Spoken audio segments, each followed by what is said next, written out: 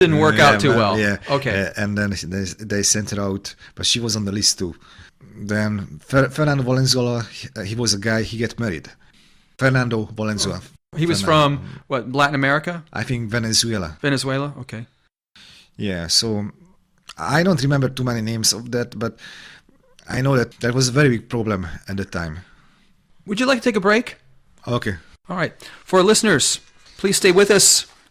We'll be right back. HawkRadio.com, student radio for Tampa Bay and the voice of Hillsborough Community College, streaming on the web 24/7. You're listening to The Edge. Our guest today is under the assumed name of Laszlo. He's a Hungarian national who was subjected to human trafficking by the Scientology enterprise. Laszlo, you mentioned you left Scientology. They have a reputation for dragging out when somebody wants to leave, dragging out the time period. In your experience, how long can it take if someone wants to leave that organization? How long can it take for them to leave? I have seen 2 years, 3 years. If you are lucky, I think you can get out maybe in 6 months. But then, first of all, that you need to have an auditor who can audit you. So that's to give the security check. That's like a lie detector type check on someone to see that they don't have some ulterior motives or something for leaving. Okay, go ahead. Yes.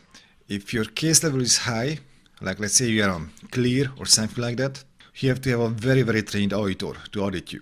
And even they don't have so much, or their priority is not to audit the people who want to leave, but more like the public, who buy the auditing. So it might happen that you wait for your first auditing 6 months. It's very common. And meantime, while you do that, you do degrading physical work. Like cleaning toilets, cleaning out garbage dumpsters? Yeah, that's normal. Or you don't really get pay. I know how much pay you get there. I haven't done that route, but I don't think you will get more than $23 a week. So you're probably working, 80 hours, 100 hours or something like that, and you're getting $23. Yeah. You get less sleep. They can put you to rice and beans. So you can choose that route, but it's... When I was getting out of the Sea Org, I was around 30 years old, and I felt like I don't have years to wait, to get out. So I decided to leave the other way, just to leave without notice. Okay, so you didn't want to wait 2 years or 2.5 years or 3 years to get out. You wanted to leave, and you wanted to leave now. Okay. Yeah. So could you tell us exactly what happened? Yeah. Now, it was very tricky because they have cameras everywhere.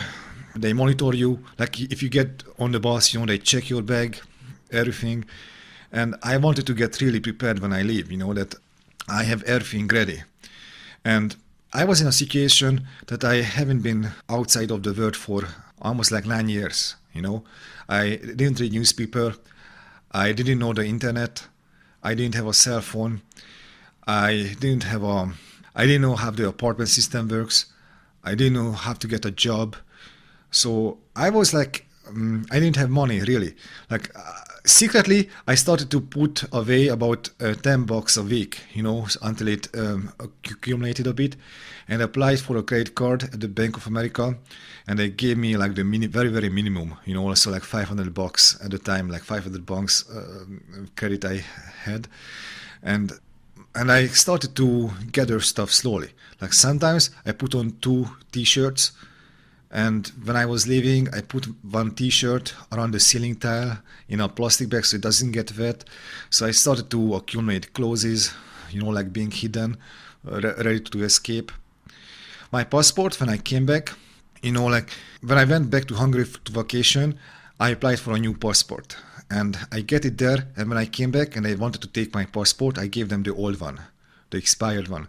So, and the new one, of course, I had to hide it. So that was one thing. And I was gathering things very, very slowly. Now, one of the things when people want to leave, they don't know whom to contact, They might feel themselves lost. There are stories, that sometimes when you call a taxi cab over there, it happened before that the taxi cab driver was a Scientologist. And when the guy told him that he wants to go to the airport, they took the guy back, to the Flagland base, and he was, I wouldn't say arrested, but almost like that, like he was escorted to the ethics room and he was in big trouble. So like situations like that happen too. So some of the taxi cab drivers around Clearwater are Scientologists connected with that to the Flagland Base organization. Yeah, okay. So I realized that the best option for me would be like to take the bus, and I just took a random bus. What happened? That I gathered all the stuff. I get a big bag and I put everything into that, all the papers I could have. I hit a circuit breaker and I made a run for the first bus. So the circuit breaker that you turned it off, and that was for the cameras. Yeah. Okay.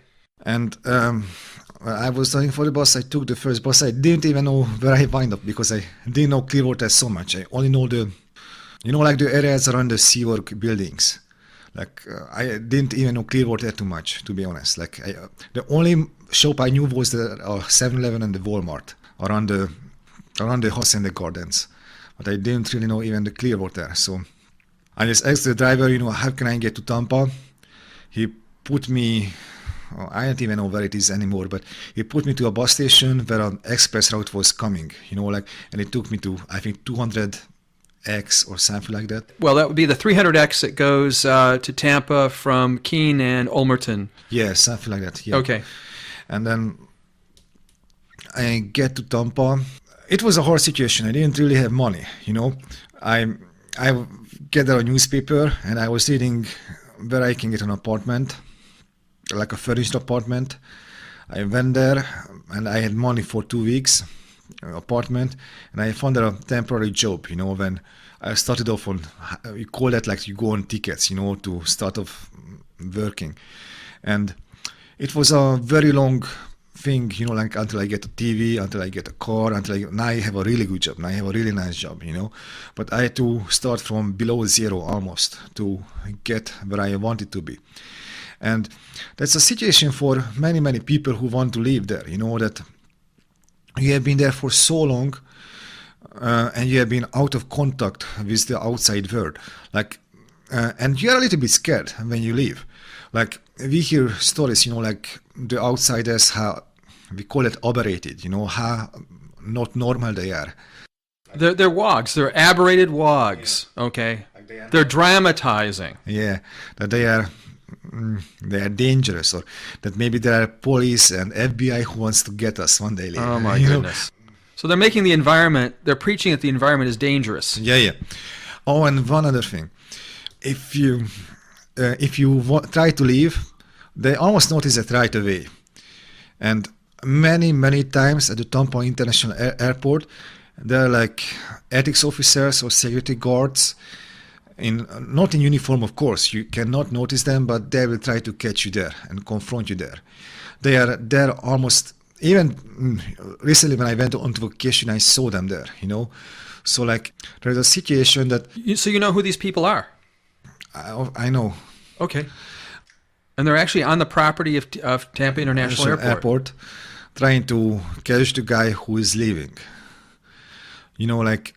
It's very, very normal. It's a usual thing, When many times different people go there to different times, and you can't say that's illegal or something like that really, but I don't know the laws that much, but they are there and they're looking for you, let's say you would like to go back to Hungary, well, they are maybe there at the Delta Airlines, watching there the seats, when you show up, or they're being parked before the airport, so it's not the easiest thing, to leave.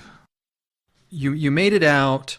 You made it over to Tampa. You probably got on the 52, and the 52 took you down in a Largo or something. Yes. Then you'd probably have to walk part of the way to get to the 300X over the Tampa, and then you made it downtown Tampa. You made it with what you had $500 or next to nothing. All right. Was there any retaliation against you in any way, directly or indirectly against you, or any harassment directed against you or indirectly to you as a result of your leaving Scientology? Well, I was maybe a bit luckier than I know other people get more than me, it happened that I saw a car following me, you know, or I saw like one time a SEAL car and they were yelling things at me. Or one of the things, you know, like let's say like you try to get a job when you get out of the Sea Org, and when you put there that your previous employer was the Church of Scientology, they ask them their opinion about you. Now, if you left the Sea Org, they can say like very, very, very humiliating and degrading stuff about you, and stuffs what they are not supposed to know about you. Like, you know, like you make confessions. Usually if you make a confession to a religion, like say like to a minister, that's a very, very personal things what you say there, you know, like, and it's not even, it might not be a little big thing, you know, but when you hear it back, you know, like it might hurt you. You know, like I was in a situation that first I was working, I had to start somewhere, you know, I went to a food company. And they contacted the Church of Scientology to say what type of person I was, and they were just telling, but at the time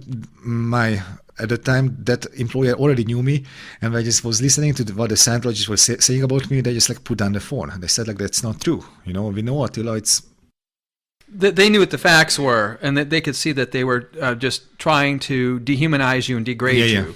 Okay, so. Did they, at any time, did they contact an employer of yours and try to harass your employer because they had hired you, try to bother any employers? I heard something back about that. I'm not sure it is true or not, but they tried to call back this employer, you know, as far as I know. You know, like they put me into a hard situation there with the Human Resources Office where I was working, that's for sure. But, you know, like usually you don't ask you for your previous employer after 5 years. You know, like they only ask you for about 5 years. So now that 5 years is over, I am in a better situation. Like if somebody would ask me where I were before, I wouldn't mention the Church of Scientology. Yeah, well, it's irrelevant now as far as your job, your resume goes. Now, you'd mentioned before we took the break about visa, how Scientology gets visas for people it brings in from outside the United States. Now, there are cases where they want to bring in somebody who speaks almost no English at all. Now, to get a visa in the United States, you have to be able to have a rudimentary usage of the English language so you can get around. You can understand people, basic things. How do they get around that? First of all, okay, they try to teach you a little bit of English. You know, like I would say that every Scientologist speaks some English. You get to know the English a little bit, and they practice with you the questions what usually the immigration officer or whoever in the embassies asks you, you know, like they know all the questions. Like usually every single time when you go there, they debrief you and they document everything. Like whatever happens, it's on a paper, and they know this is what you have to say, this is what you have to answer, this is what he's going to ask you, this is what the guy likes to ask, this is what he doesn't like if you answer that. So it's like, very much on a safe bet when they direct you, you know, like what to say.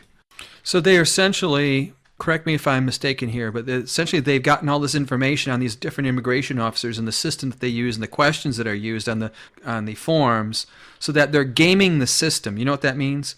Yeah. They're gaming the system. They're gaming immigration officers. They're gaming the immigration and customs enforcement. I think it's very hard to say it is legal or not. You know what they do. It's like probably there is no law regarding that, but they know the immigration officers more than the immigration officer would think. They might even know like who is his son, what his son likes, you know. And when you go there, you try to make the immigration officer to feel sympathy toward you, or you know what to tell him, like you know what type of personality he likes. You know how you have to act. Like it's in it. It's very much in it. Let's go back to Scientology, the Sea organization. When you joined it, there was a certain routine, but around 2004, they introduced a more militaristic type system in there. Could you tell our listeners about that? Okay. We call it boot camp. Like They actually use the word boot camp. A boot camp is the name of that. Like, How did that come about? they were like actually ex-Navy officers on the Freewinds. Like the Freewinds officers, you know, like who drive the ship,